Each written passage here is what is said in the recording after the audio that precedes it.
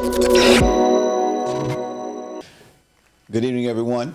Thank you for joining this session of Dominicans in America. I would like to thank 305miradio.com for its work and everything that they do. I would like to start by speaking on some occurrences. We had a fire in La Victoria about a week ago. A lot of people were pronounced dead in that fire. That fire is my understanding that it happened from inside, and the lack of control that the government has in its correctional facilities. It's unfortunate. Doesn't matter the quality of individuals that were there or the crimes they committed. We are talking about lives, human beings who is unfortunate the way they passed away. Just one more thing that we as a country have to work on, and is our correctional institutions. Another thing that happened here on this side of the water in Houston, we had a dignitary's son who passed away, casualty of a drive-by, and it's sad and it's unfortunate. This is a son. I'm not quite sure if he was a father, but nonetheless, another life. And when you're talking about drive-bys, you have to ask yourself what exactly what's going on. I don't know the details yet. It's still pretty soon. But prayers out to his family and all those involved. There was a rapper, Houston native, that was also there who was also injured. Again, hope he recuperates fine. And I pray that their family and all their loved ones are also holding on.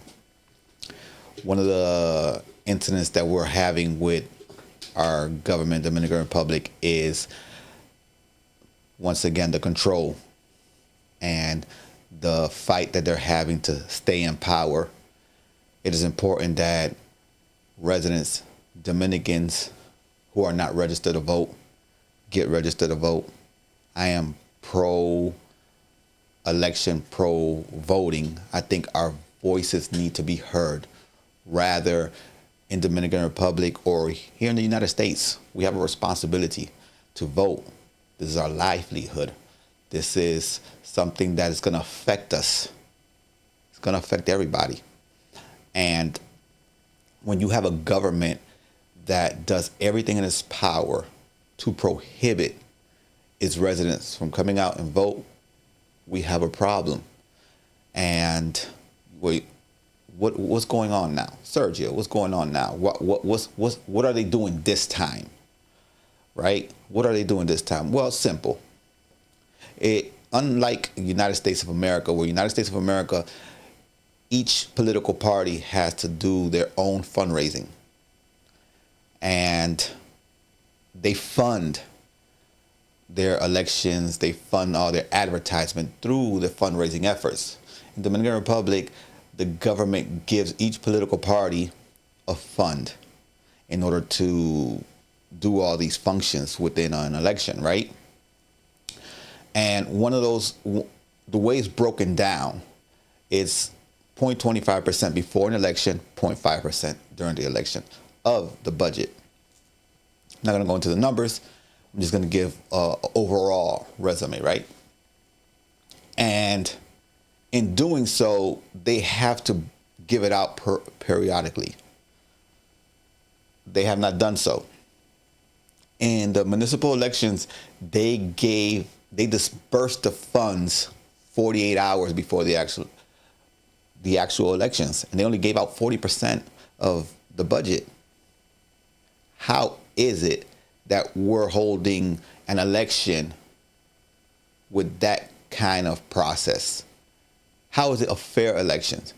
Do you understand that when that is occurring, the newspaper is not going to post anything? Radios are not going to pronounce anything because no advertisement is being paid. Yet the actual government, the one in power, the one sitting down right now, is running all of the advertisement for their candidate, which is the presiding president. Again, it is important that I want to state my place. My place is that if we're going to run a fair election, you have to allow everybody to run on an equal level, right? On an equal ground, a solid surface. Because I'm in power, it is not correct that I use the state's government, finances, everything to fund my elections and say, oh, I am 80% above everybody else. Well, that's understandable. I'm using the country's resources to fund my elections. Of course you could make that claim.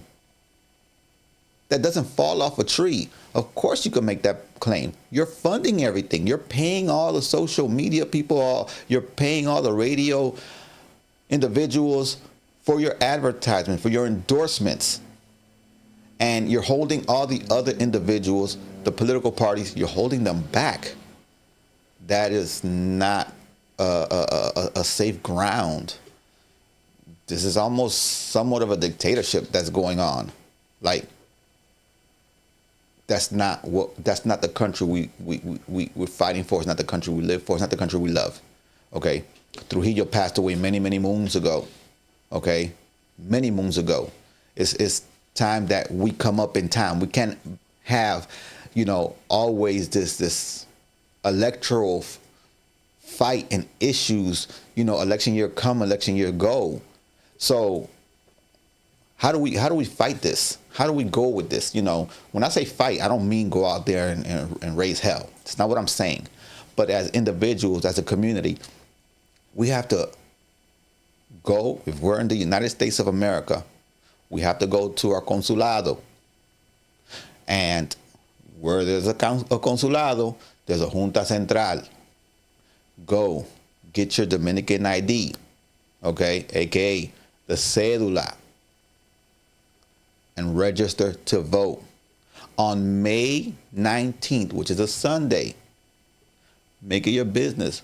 Go and vote for the person that you want to vote for. Now, let's be honest here. You can't say, well, it's the same thing I spoke on the last one.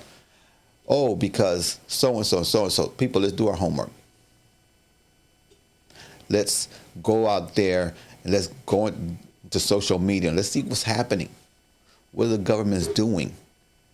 We have a lot of issues in our country right now. It's overwhelming, the things that are going on right now in Dominican Republic. We have old news, but it's still prevalent. Rio Massacre, where a portion of it was diverted into Haiti, which therefore they violated a treaty, and the government did nothing at the moment, right? Then, unfortunately, we have all the chaos that's unfortunate. My heart goes out to the Haitian community as a whole. Haiti basically imploded, right? From the inside. It's just, they murdered the president, and it's just a sad situation for our Haitian neighbors. We want to talk about that. I'll touch on that briefly over the top. We've had our differences in the past, as the United States have had their differences here, right? We've had the whole racial issue that United States of America has to overcome. And it is my opinion that we have. We've had an African-American president, Barack Obama. So, yes, we've come a long way in the United States of America. And so in Dominican Republic, we've settled some issues. You have Haiti, and then you have Dominican Republic. There is no we're one. There's Haiti, and there's Dominican Republic. There's one island, United States, Mexico, and Canada. It's one continent, but they're each their own entity, right? So Dominican Republic, it's its entity, and Haiti's its entity. We don't even share the same language. It's two different countries, right? And that's good, because as Dominican, we've always been there for Haiti. We've always assisted them. We've always aided them. In 2010, there was an earthquake. We were the first ones there to aid our neighbors, right? And that's okay, because that's what we're supposed to do as humans, as individuals. But this is something that they kind of have to work out. They kind of have to work that out. It's something that we as Dominicans I don't think we have the luxury to go in there and do much without directly or indirectly getting involved in the building of their nation. That is, my opinion, what's happening. And that's all I'm going to say on that. Okay. I'm not going to go into too much details about Haiti, because they have their own issues. And again, prayers go out to the Haitian community. And we just have to move forward and hope that everything works out fine for them. I want to talk about Rescate RD and what they're doing. They are sending a committee to Washington, D.C. You're going to have to forgive me. This is new to me, and I may be all over the place. That's all right. Time goes on. Things get better, right? So they're sending a committee to Washington because of all the incidents that occurred during elections in the Dominican Republic. If you don't know, let me school you. During an election year, it's very festive for many, but by the same token, it's very stressful as well. Because on election years, government, doesn't matter which party it is, they go above and beyond to win over that vote. And because they're in power, they use the country's resources to fund their election. And so there's parties, there's all kinds of celebration. The government goes above and beyond, giving extra meals. And I've seen where they give bottles of alcohol to people, and people like that stuff, right? And that's what they remember the day they go vote. That's what they remember. And they forget what occurred the past 3 years. And when the government wins again, now you got another 4 years of the same strain they put on their people. So we have to overcome that. We have to overcome that price tag that they put on us. And we have to educate ourselves and go and vote. And not us in United States of America, we go to our country, we have a blast, and then we come back and we forget. We have a responsibility as well. We can't just rely on those that are there. Because let's be honest, half of us who are here in the United States of America, we're always thinking how we can help our family members there. That help doesn't come just through a dollar, win bill. It doesn't work just like that. It also goes also with that vote that we have to put forward. Now, I am pro Rescate RD. I am pro one of the candidates in the opposition.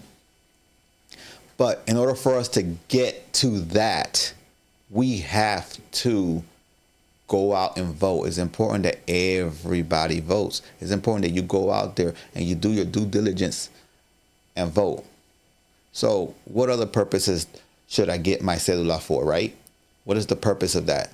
You want to buy a house in Dominican Republic, you need to have your cedula. Well, no, I don't. I'm an American, right? Okay. So if you're money-minded, trust me, you want to have that cedula, because you're going to get a mortgage, your interest rate is cheaper. That's just one.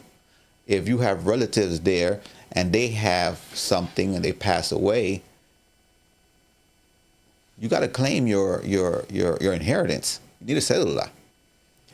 Anything else that you need to do, you need a cedula to move around Dominican Republic. So it's important that you go out there and get that. Don't wait to the last minute. If you live in Miami, the Consulado and the Junta Central is right there in Brickell. And they're open 6 days a week. And I'm assuming it's open 6 days a week in New York and Tampa as well. So do your due diligence and get caught up with your paperwork. Do what you have to do. Don't waste any time.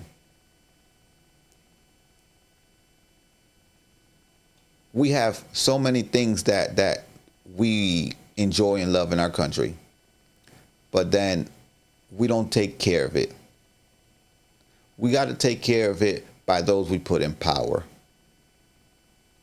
I can't stress enough of what hasn't been done. My profession, what I do for a living, has to do with law enforcement. I'm not a police officer, but I work in law enforcement. And we live in a country where facts that some individuals, they rent out their fire weapons, their firearms for criminal activities. Okay? Where else did that happen? You get pulled over. You got to break the man off. Not all the time. Listen, I'm not being here and saying that's a general statement. No, some places it works, and some, it all depends on the individual. It all depends on the individual, right? But how do we change that culture? Because the crime in the Dominican Republic is cultural among the law enforcement. It requires a buildup. And it takes knowledgeable people to do that. And you have people who jump in there and they sit in the seat. Okay, I'm president. And they may be all over the place. And nothing is really getting done because they're not focusing on anything. Our educational system in the Dominican Republic, you know what? For the most part, it is very good, but there aren't any resources. So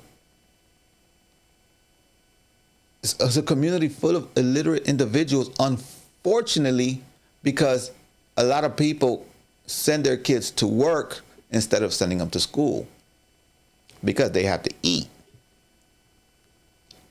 Well, where do you get this information from, Sergio? Well, have you been to the barrios in the Dominican Republic where the kids should be in school and they're out there cleaning shoes, selling chulito, halaos in the street?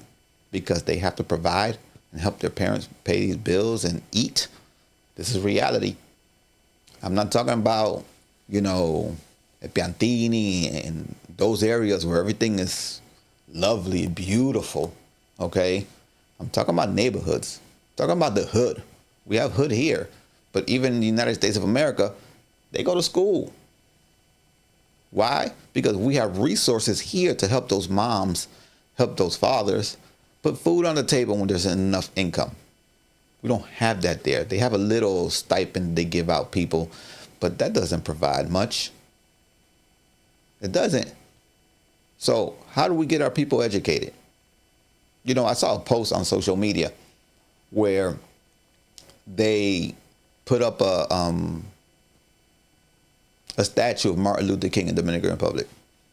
A statue of Martin Luther King. Now, I love civil rights movement. I think it was spectacular. I like the way that they came together as a people, to fight for a cause and overcome. That is spectacular. It's admirable. I have a great amount of respect for those leaders. Huge amount of respect. In Dominican Republic, do you even know who Camaño is? War 1965? These individuals that we need to be putting on posts there and celebrating there. We have our own heroes in Dominican Republic. Where are we? What's going on? Our music has gone. Listen, I'm good with change. I'm good with being with the times. Excellent. We can't forget about our foundation. Merengue, where is it? That is the foundation of art in our country, is merengue, lo que es el típico, perico ripiao, even bachata. This is the foundation of our country musically. And we don't have musicians anymore. When you go to the Dominican Republic, you don't have, there's places that is unfortunate that the government has allowed to go into shambles. It's hurtful because of our history. I understand, but these are places that should still be up and running in remembrance of what we've overcome. What is an example? You know, we have Trujillo's Holmes. This guy was a nightmare in our history. He did a lot of bad stuff. But we still have a Holocaust memorial. We still have places where you can go to honor those who did a fight and lost lives. We have places that remind us in the United States of America of the history. Why don't we have that in the Dominican Republic? You know why? Because we have governments that don't care about that. So how do we expect our youth? How do we expect growth if half the time some of these people, I grew up in the United States of America. I went to school here. And I speak to some people there and the information they give me, I'm like, bro, do you not know your history? And I'm not an expert. Mind you, I am not an expert. But there's some things I know. And where are these people getting this information from? Obviously, they're not going to school. They're getting their information from social media, which, let's be honest, is biased. I'm here expressing my opinion on what I know and what I believe to be true, right? Later on, I may stand corrected and it may change, right? So these are facts that people's opinions may change every now and then. So I cannot, as a listener, you should not, as a listener, go back and make an argument without doing your homework on what I am telling you. Go do your homework. I'm asking, if you're listening to this, you should take your time, do your homework. As a friend of mine says, fact check what I'm saying to make sure you're making an educated vote, statement, so you can be better in life overall. Our country has so many wonderful and beautiful things. I am Dominican American, and I am proud of being both, really, because as an American, we've come so far. We've overcome so far. Yes, I know people are arguing and they have all kind of issues with race and racism and prejudice and all this. Let me tell you something. I come from a family of immigrants. My mom and my dad, they came into this country with nothing. And that's not the case anymore. My siblings and I are all educated.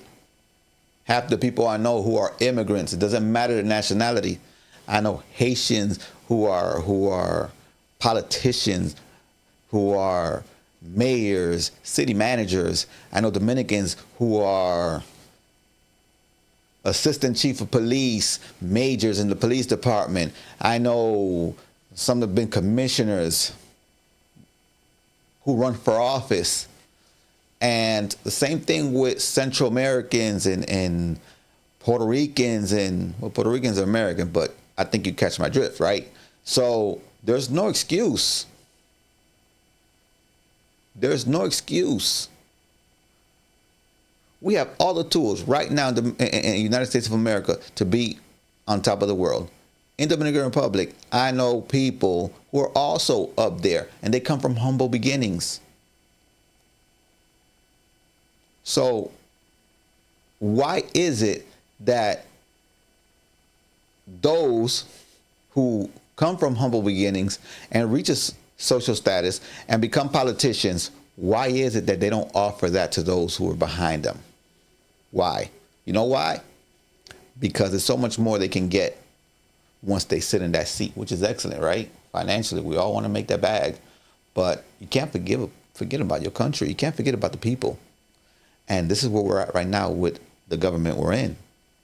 We're the government where they came to on the platform of making change, on the platform of changing, doing what's different.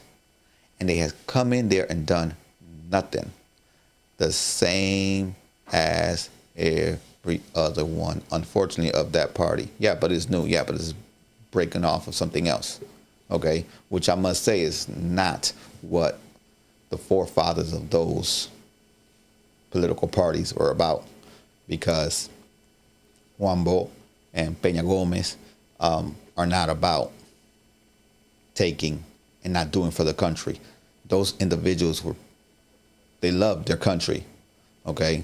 And I'm not going to go into that details about where Peña Gomez from. It doesn't matter to me, okay? What matters was that he loved Dominican Republic, and his fight was for Dominican Republic. For me, that's good enough. And so everyone else who's come here, who's sitting there, whatever they done, is unfortunate. Nothing. So when you have somebody who's been president and feel the need to have to jump back in the race because of what has been occurring in the country, you know what? I'm not going to criticize that individual for jumping back in the race. I'm not. I'm going to speak facts. Leonel Fernandez jumped back in the race because there's a need in the country that hasn't been fulfilled, because there's been rise in crime. Oh no, but it started under his no, it didn't start under his command, under his presidency. It did not. There was crime because there's crime everywhere. But to the magnitude that it is now? Are you serious? When I lived in the Dominican Republic, in the short time that I lived there, I walked around with my necklace on the outside. And I never got mugged. Now you can't walk around with your phone in your hand without somebody trying to take it from you. Why is that? And why isn't the government doing anything about that? Okay, so we have 911. Great. Woohoo. It was not this president that implemented that. He's had the opportunity. We want new blood. When I speak, I'm just giving people talking points to think. Things to think about, to chew on, and just make a conscious decision. I'm giving you something to sit down and say, okay, these are my facts based on this individual's opinion, my opinion. But go back. Follow up on it. I listen to radio every morning, the news every morning on the radio. Anytime I have, because I want to be informed. You got to be informed. When you travel back to the Dominican Republic, most people don't do their homework. They just go in because they're going to have a blast with their families. Con el primo, con la prima. Oh, we're going to have a blast. Oh, mi amigo, my boy, let's go have fun there, right? And then we get there, and then our relatives sit down and they give us their 411 on what life is there, which is very different from all the fun we thought we were going to go have, right? We still have a blast because we just do. But that's not enough. So I'm going to ask you, take the time and do your homework. I'm going to ask you that you do your part. When you're going to go and you're going to speak with your relatives and you're going to find out how everybody's doing, find out what do they need as a community, as a people, and what part you can do. Go to your Junta Central. Get your cedula. And on May 19th, go and vote. Moving forward, it is my goal to talk about other things. But we need to start someplace. And right now, we need to start with people being also players in what goes on in the Dominican Republic. Let's not just rely and lean back on those who are there with the hardship that they have. We have to do our part also. And we have to play a role in the election on May 19th. I indirectly already told you who I'm voting for. Okay? That's my position. But the whole point is go and vote. Go and vote. And don't just go vote for whoever they're saying you got to vote for this person. No, do your homework. Go and vote. If you want the same, then you vote with the same. If you think your country needs a difference, needs growth, then you're going to vote different. With that being said, Sergio Guerrero here. Just want to thank you for your time, and you all have a great evening.